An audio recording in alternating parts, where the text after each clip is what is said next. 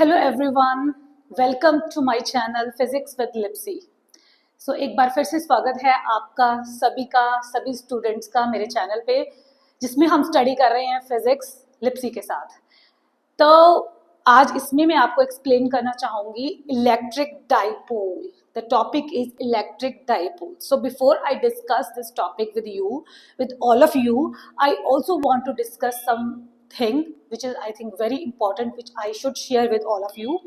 वो ये है कि जैसे मैंने बहुत बार ये वीडियोस में देखा है कि कई बार ऐसी चीज़ें होती हैं कि जो हम डेली लाइफ में वह हम नहीं यूज़ करते, लेकिन हम जो फैसिलिटेटेड लाइफ हम जी रहे हैं वो फैसिलिटी जो है वो हमारी इस साइंस को मैथ्स को लेके ही बनी है। ठीक है, बहुत सारी मैंने वीडियोस देखी हैं जिसमें ये बोला है कि बनती हैं ऐसी वीडियोस कि कॉस थीटा, टेंजेंट थीटा हम पढ़ के मर गए, इनका हमारी डेली लाइफ में यूज़ क्या है।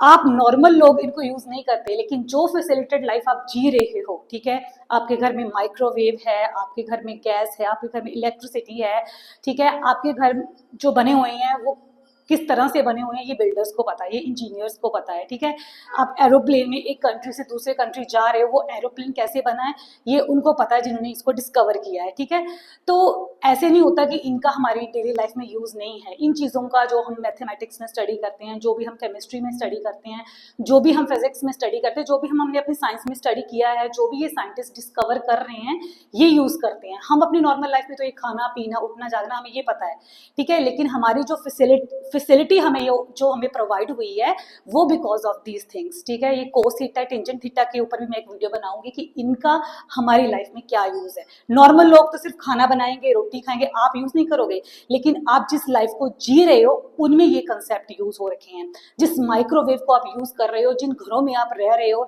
जिस इलेक्ट्रिसिटी को आप यूज कर रहे हो, उसमें ये कंसेप्ट यूज हो रखे हैं। तो इसलिए इनका आपकी डेली लाइफ में बहुत यूज है। तो मैं एक स्पेशल वीडियो बनाऊंगी कि कॉस थीटा, टेंजेंट थीटा का हमारी डेली लाइफ में क्या यूज है। आप यूज नहीं कर रहे हो इसका मतलब ये नहीं है कि इसका आपकी फैसिलिटेड लाइफ में कोई यूज नहीं है। आप जो फैसिलिटेड लाइफ जी रहे हो वो इनकी वजह से ही है, इन कंसेप्ट्स की वजह से ही है, क्योंकि इन कंसेप्ट्स को दिमाग में रख के ही कोई चीज कंस्ट्रक्ट की गई है। ठीक है, तो ऐसे ही हमारा एक टॉपिक है ये इलेक्ट्रिक डाइपोल। मैं ट्राई करती हूँ कि हर एक टॉपिक को उसकी फिजिकल सिग्निफिकेंस क्या है उससे रिलेट करूँ। So I am trying my best. ठीक है, तो इसका भी, लेकिन इसमें हम थोड़ी सी इसकी इंट्रोडक्शन ही करेंगे। Today we will only do the introduction और डेफिनेशन ऑफ इलेक्ट्रिक डाइपोल। लेकिन इस इलेक्ट्रिक डाइपोल का हमारी डेली लाइफ में क्या यूज है, ठीक है, वो मैं आपको नेक्स्ट आर्टिकल में, नेक्स्ट अपनी वीडियो में बताऊंगी। The what is the physical significance of electric dipole. Okay, so इसमें अब ये नहीं है कि हम तो यूज नहीं कर रहे इस चीज को, लेकिन जो आप चीजें यूज कर रहे हैं उसमें इसका कंसेप्ट जो है वो आपको मैं नेक्स्ट वीडियो में बताऊंगी। इस वीडियो में मैं आपको सिर्फ एक डेफिनेशन समझा रही हूँ। What is electric dipole. Electric dipole होता क्या है?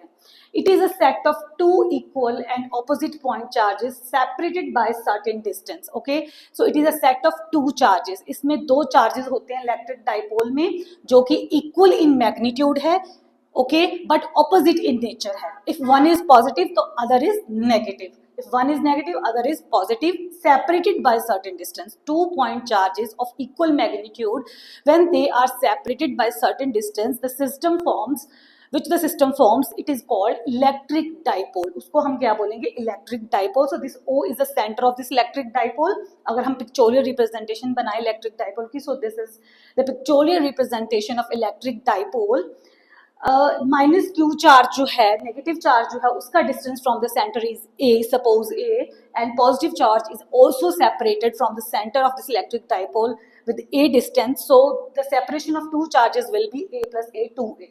So we can also say that the length of electric dipole is 2a. Okay, so this is the definition. देखने में तो ये ऐसे लगता है कि इसका क्या यूज है, what is the use of this electric dipole. तो नेक्स्ट आर्टिकल में जब मैं आपको एक्सप्लेन करूंगी कि इलेक्ट्रिक डाइपोल का कंसेप्ट हमारी डेली लाइफ में कैसे कैसे यूज होता है, तो आप बहुत सरप्राइज हो जाओगे। तो आई विल, क्योंकि ये बड़ा आर्टिकल है, तो उस नेक्स्ट वीडियो में स्पेशल इसके लिए मैं जो टॉपिक उसको बनाऊंगी। तो अब इसके साथ रिलेटेड एक हमारे पास एक वो आता है पॉइंट, डाइपोल मूवमेंट। ठीक है, अच्छा, एक पॉइंट मैं और डिस्कस कर दूं कि इसका जो टोटल चार्ज है पूरे सिस्टम का, क्योंकि जितना मैग्नीट्यूड में ये दोनों इक्वल हैं, ठीक है, लेकिन नेचर इनका ऑपोजिट है, that's why the total charge on the electric dipole is zero. जो टोटल चार्ज है इलेक्ट्रिक डाइपोल के ऊपर जीरो है, but this doesn't means that कि इलेक्ट्रिक फील्ड जीरो हो गई, क्योंकि चार्जेस प्रेजेंट है तो टोटल इलेक्ट्रिक फील्ड इनकी जीरो नहीं है। जहां पे चार्जेस होंगे definitely there will be the electric field there. So electric field का कंसेप्ट यहाँ पे जीरो नहीं होगा। चार्ज, हाँ, टोटल चार्ज पूरे सिस्टम का हम बोल सकते हैं, उसका मैग्नीट्यूड जो है वो जीरो है, ठीक है।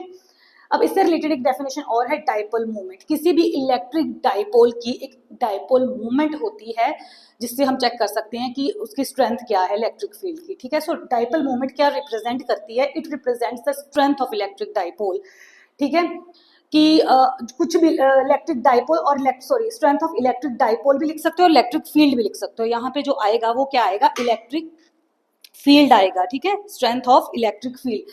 और इलेक्ट्रिक डाइपोल और इलेक्ट्रिक फील्ड एक ही बात है। जितना ज्यादा स्ट्रॉन्ग इलेक्ट्रिक डाइपोल होगा, इलेक्ट्रिक फील्ड की स्ट्रेंथ भी उतनी ज्यादा होगी। ऑफ कोर्स जितनी इसकी डाइपोल मूवमेंट होगी उतने चार्जेस ज्यादा होंगे, इनका मैग्नीट्यूड ज्यादा होगा, तो स्ट्रेंथ भी इलेक्ट्रिक फील्ड की ज्यादा होगी, ठीक है। तो it represents the strength of electric field और इलेक्ट्रिक डाइपोल। यहाँ पे कुछ भी लिख सकते हो आप। अगर हम मैथमेटिकल फॉर्म में लिखें तो dipole movement is represented by P symbol. It is a vector quantity, so in vector form we will put vector on it. P is equals to Q dot 2a. Q मतलब दोनों में से किसी भी charge का हमने magnitude ले लिया, it is a magnitude of either charge, और उसको मल्टीप्लाई कर दिया the distance between two charges, दो चार्जेस के बीच में कितना डिस्टेंस है, ठीक है। The magnitude of either charge into the distance between two charges. अगर हम मैग्नीट्यूड की फॉर्म में लिखें, because this is also vector quantity, when we take displacement instead of distance and it will be a vector quantity, okay. So when we remove the vectors in magnitude we can write p is equals to q into 2a. so this is known as dipole moment. तो कई बार numerical आ जाता है इसमें कि हमें electric dipole दिया हुआ है, जिसमें हमें we have known about the charges, magnitude of the charges and distance between them, so we need to find out the electric dipole moment of that electric dipole. So we can put the value simply on this and we can find out the electric dipole moment. So it is very simple.